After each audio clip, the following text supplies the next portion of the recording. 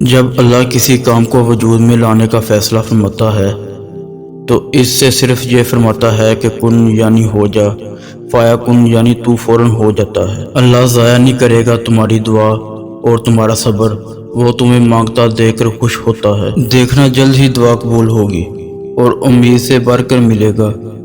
غم اور مشکلات صرف اللہ کو بتایا کرو، اس یقین کے ساتھ کہ وہ تمہیں جواب بھی دے گا اور تمہاری تکلیف بھی دور کر دے گا۔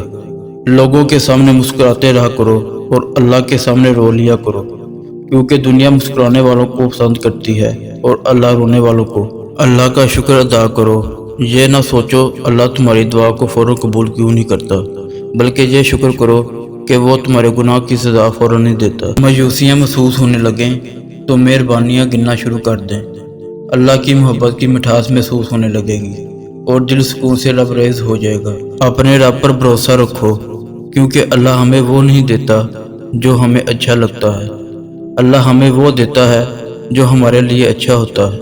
جو اللہ کی ذات پر کامل یقین رکھتے ہیں ان کے لیے معجزے بھی اسی دنیا میں ہوتے ہیں۔ حالات اگر برے ہوں تو یقین رکھنا چاہیے، کیونکہ خدا جب کچھ لیتا ہے تو اس سے بڑھ کر نوازتا ہے۔